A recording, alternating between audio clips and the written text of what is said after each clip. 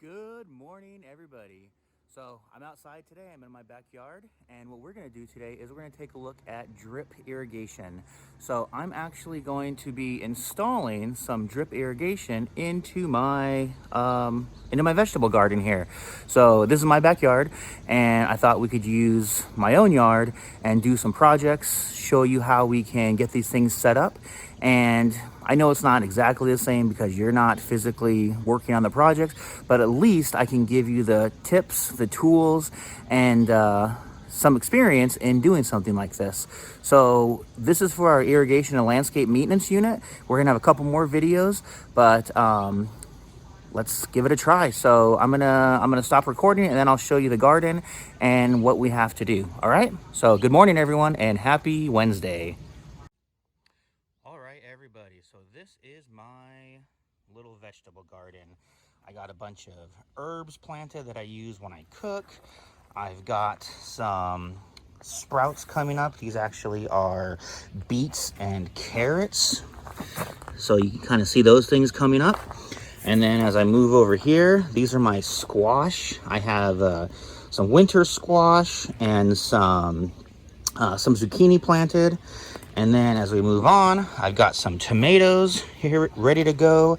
And then in my last container, I don't have anything here yet, okay?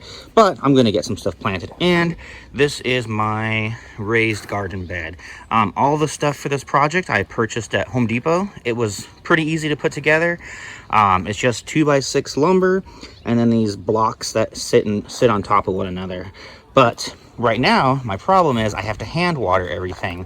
So I'm having to come out here and water. And what we're gonna do today is we're gonna set up an automated drip system, an irrigation system, so I don't have to worry about watering. So basically we're going to cut that piece out, and then if you happen to go somewhere for the weekend, then you don't have to worry about your garden because it's going to be set up on a timer, and then that's one less thing to have to deal with. So this is the garden.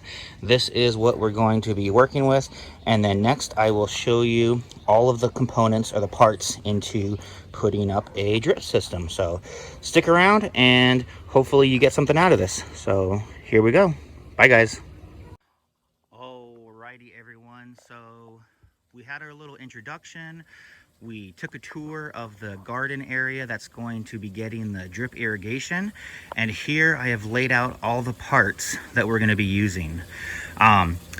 A couple of the parts obviously aren't long enough, but I just have them set up here for display so we can go ahead and look at each one and then talk about them and go over why we need that piece. Okay, so I'm going to start up here, and this first part right here, this is our hose timer. So I got this hose timer from Home Depot along with that bucket right there. I love supporting Home Depot and Lowe's and any hardware store, but I purchased this timer. It was $30, and the reason it was $30 instead of the other timers that were 20 bucks is because it's a smart Wi-Fi hose faucet timer. I have no idea what that means, but I thought I would try it for this demonstration. And you can see this timer hooks up directly to your hose. So if you don't have sprinkler timers, or if you don't have an irrigation system already set up, this is a great option to use because it can turn any hose spigot, any garden hose, into a irrigation system, which is really great. The next item we have is a filter. So this is a filter, and this is totally necessary if you're going to be running drip system. In this cartridge here that my hand is on, there's a really fine mesh filter, and what that does is it screens out any material that might be in the water. And the reason we don't want any of that stuff in the water is because it could clog our drip system since we're doing real fine micro irrigation. Okay. The next thing we have is right here. It's a pressure reducer, and this is a 25 psi pressure reducer. So there's different versions. This is what mine looks like. I got it from Home Depot. The ones at Lowe's might look different. But what this does is it takes whatever the water pressure is coming out of your hose and it drops it down to 25 psi. And that's really important because if there's too much water pressure, then the micro sprinklers or the drippers that we're going to be using are just going to keep popping off, and there's just going to be too much water pressure. Here's a couple of the tools. We really almost need no tools. I love this tool right here because it's a combination tool. So it has a pair of cutters to cut the pipe. It has this little piece on the end that can hold some couplers, and I'll show you how that works. And then on this end, it has the punch to punch holes into my drip tube.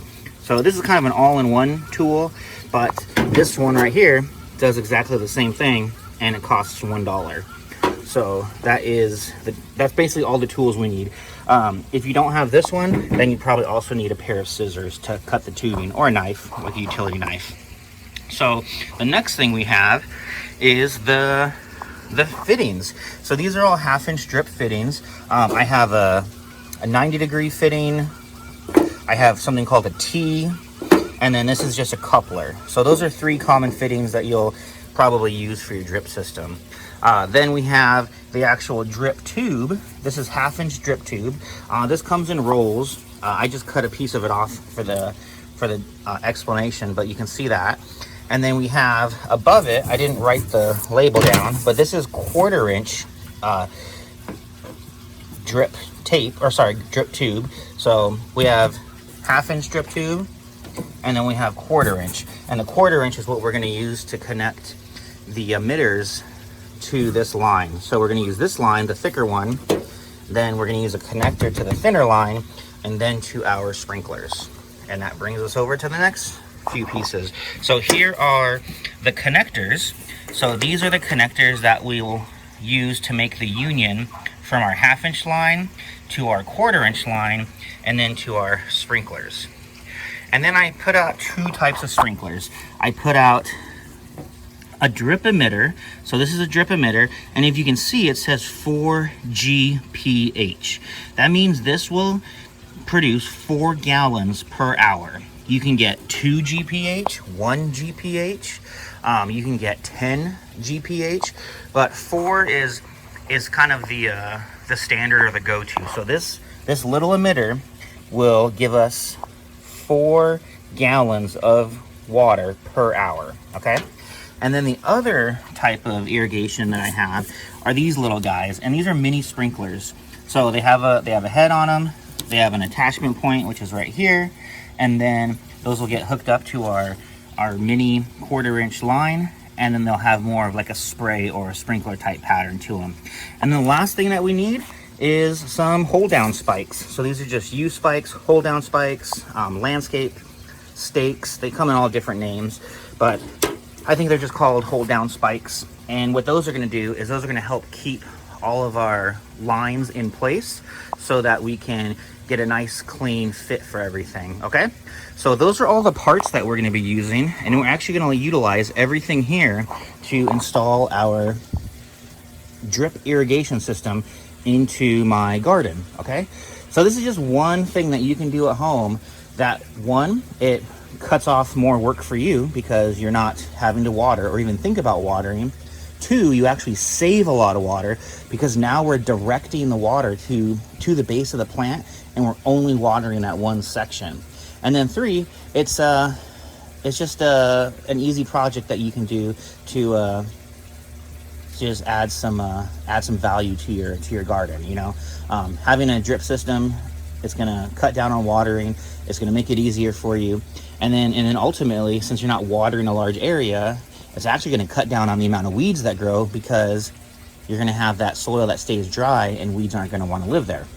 So these are all the parts, and this is my backyard, and then my garden is right there. And this is all stuff I've done within the last year. I haven't had a landscaper come out to my yard to do anything. It's just stuff that I've been able to do because I learned how to install my sod, do my projects, and this is all stuff you guys can do too. And at some point I'll give you a before picture of what my backyard looked like. But I got a couple dog toys out there. You can see, got a little fire pit, cornhole game, love cornhole. So this is my yard, guys, and our first project for our landscape and maintenance unit is drip irrigation. So have a great day, and talk to you guys later. Hey guys, so we're going to do the final step, and that is install our drip system. So since I don't have help, I'm going to end up fast forwarding and showing you the final product, but I did want to show you a couple of the connectors and how they attach. So 2 connectors that we need to put into our drip system is our end cap, and I have a section of hose cut. So the end cap, they fit onto here, but they're really snug.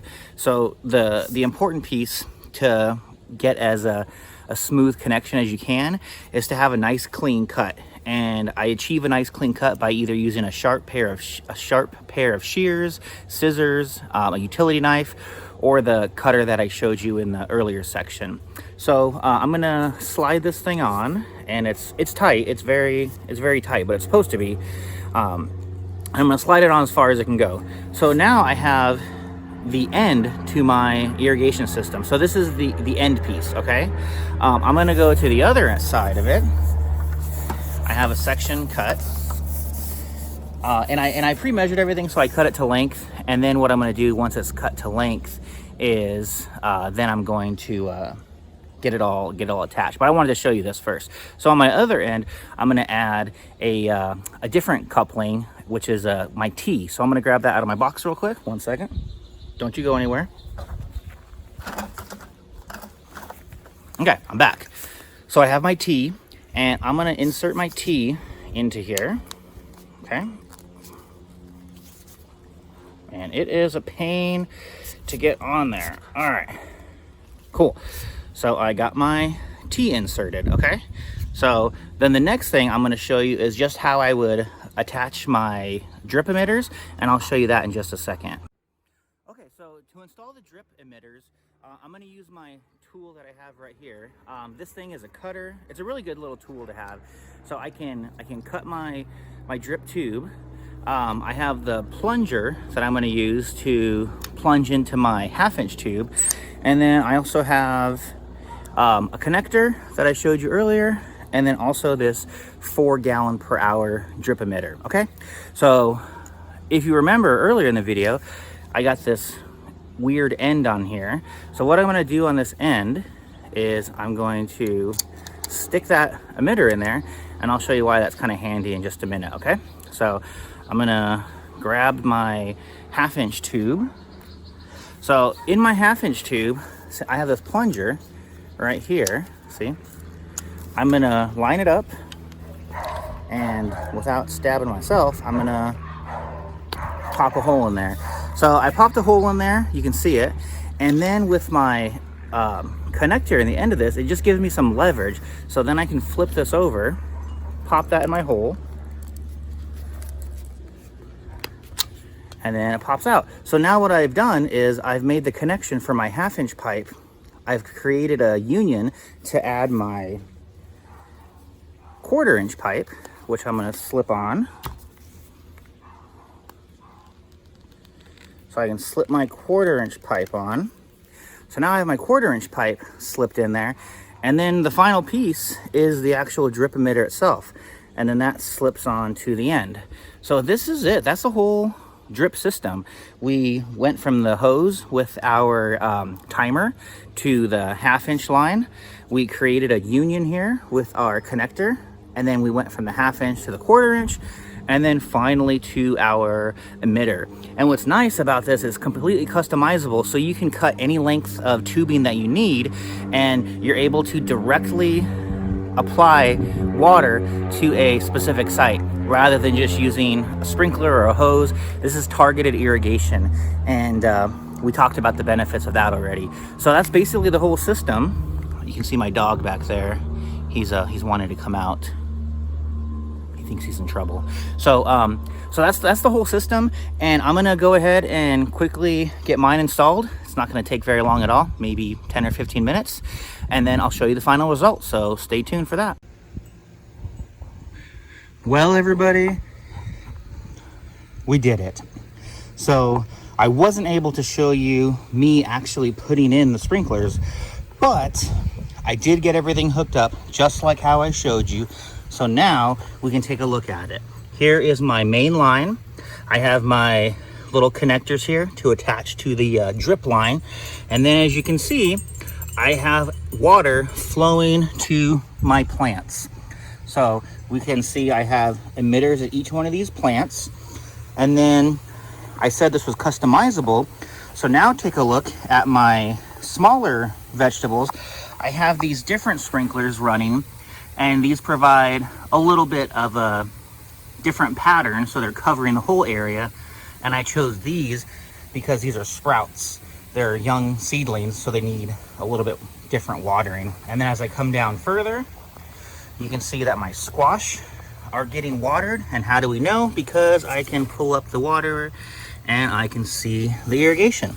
So there we go. The line is running down through all the plants to the tomatoes. You can see that they are getting watered. And there we go, guys. So that is the installation of our drip system. So I have this set on an automated timer. I showed you that timer earlier, and basically it's run through an app on my phone, and I can turn it on and off when I like, and I can also set it to go on at a specific time. So hope this was useful, and hope you got something out of it. And there you go, guys. That is the installation of our drip irrigation system. Thanks for watching. Don't forget to click that bell, like, and subscribe, and I'll see you next time.